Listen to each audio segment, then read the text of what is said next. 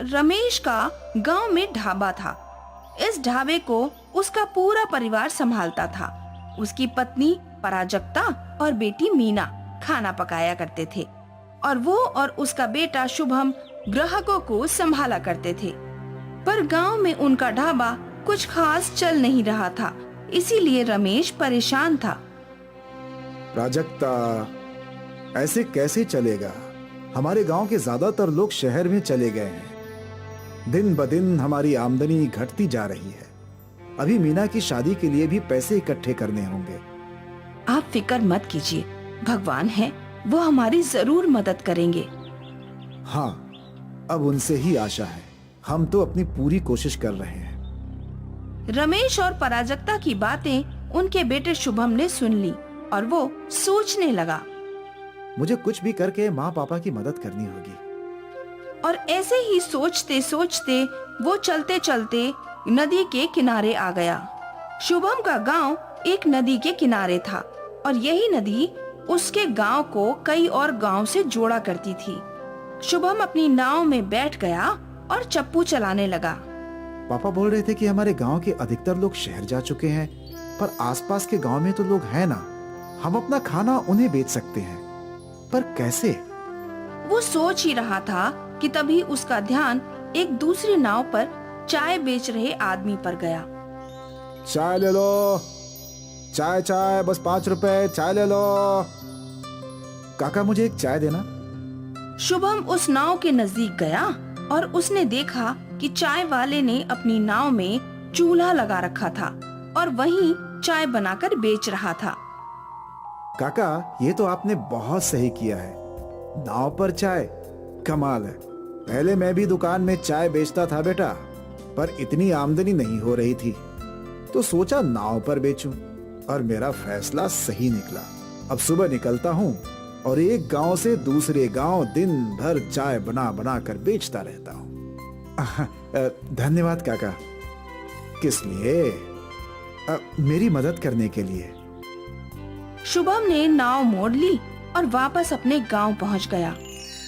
अब पापा, अब मुझे एक रास्ता मिल गया है।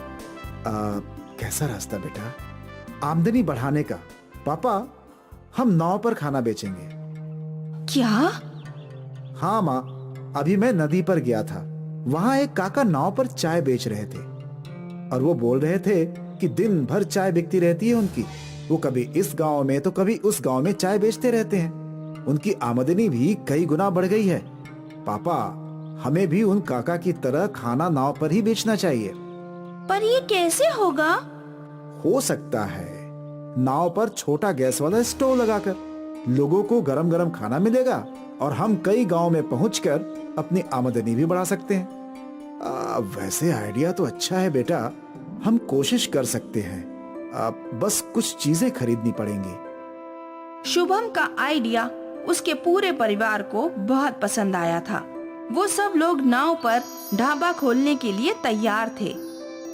रमेश और शुभम ने बाजार जाकर छोटे गैस वाले स्टोव खरीद लिए और फिर उन्होंने अपनी नाव पर स्टोव और बर्तनों को सेट कर लिया। यहाँ पराजक्ता और मीना ने आधे से ज्यादा खाना बनाने की तैयारियां कर ली और फिर सारा तैयार सामान लेकर पराजक्ता और मीना नाव के पास पहुँचे।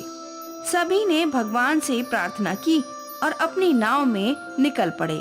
दूसरे गांव के नजदीक पहुंचते ही खाना, स्वादिष्ट खाना, सब्जी, रोटी, पनीर, दाल, चावल, जो चाहिए सब मिलेगा। रमेश ने नाव किनारे ले ली और कुछ लोग उसकी नाव की ओर आए। अरे भाई, ये नया क्या है? ये नया ढाबा है। यहाँ आपको खाना मिलेगा, वो भी गरम गरम, कम दामों में। अच्छा, क्या क्या है खाने में आपके पास? दाल तड़का, चावल, पराठा, पनीर मखनी, गोभी की सब्जी, रोटी, छोले, पूरी भाजी। अरे बाप रे, इतना सब कुछ! अब मुझे तो 2 पराठे और पनीर की सब्जी दे दो भाई। जी। मीना ने पनीर की सब्जी गरम की और पराजक्ता ने पराठे बना दिए। कितना हुआ? बस 70 रुपए भैया। अरे वाह, किफायती है। हमारे गांव के होटल में इतने के 120 रुपए लग जाते हैं। दाम सुनकर कई और ग्राहकों ने ऑर्डर दिए। दाल तड़का और जीरा राइस पार्सल कर दो भाई। मुझे 2 पूरी भाजी दे देना। जी भैया। पराजक्ता और मीना फटाफट खाना बनाने लगी और रमेश और शुभम ग्राहकों को परोसने लगे। पहले दिन ही गांव में उन्हें 8-10 ग्राहक मिल गए।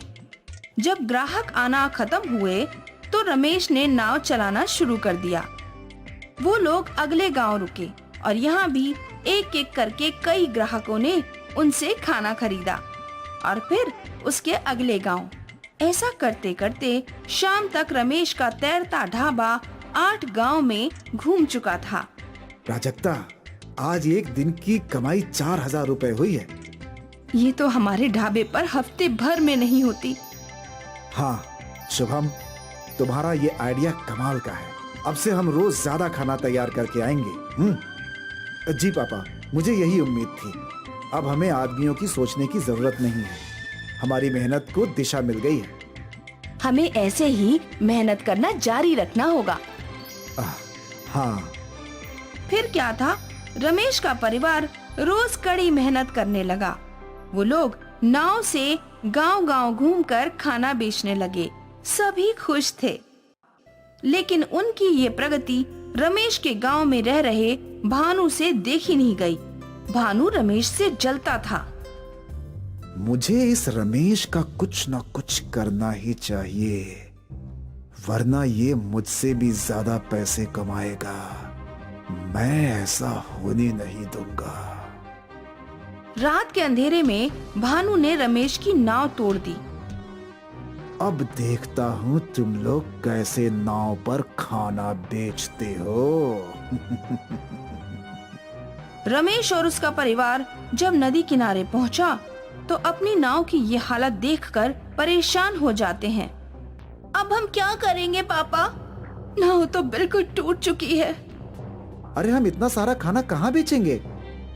गांव का एक बूढ़ा बुजुर्ग उनकी ये सारी बातें सुन रहा था। बेटा, तुम लोग मेरी नाव ले जाओ।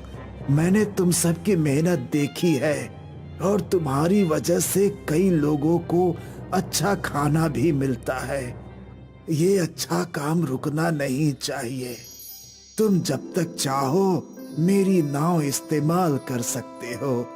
वैसे भी दिन भर नाव चलाकर क्या ही कमा लेता हूँ मैं। धन्यवाद काका, आपने हम पर बहुत बड़ा एहसान किया है। एहसान नहीं बेटा, इसे तुम मेरी मदद समझ लो। काका की नाव उनकी नाव से बड़ी और बेहतर थी।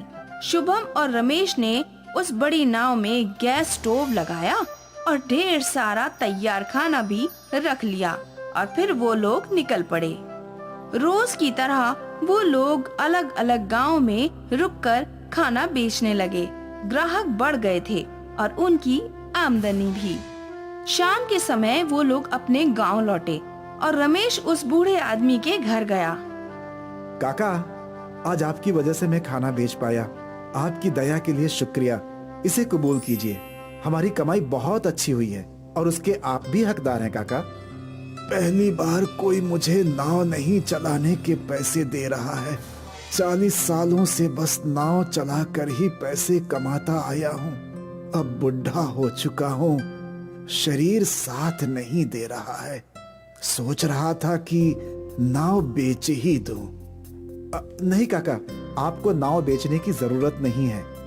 हम आपकी नाव चलाएंगे और आपको रोज आपकी नाव का किराया भी दे देंगे। भगवान तुम्हारा भला करे बेटा।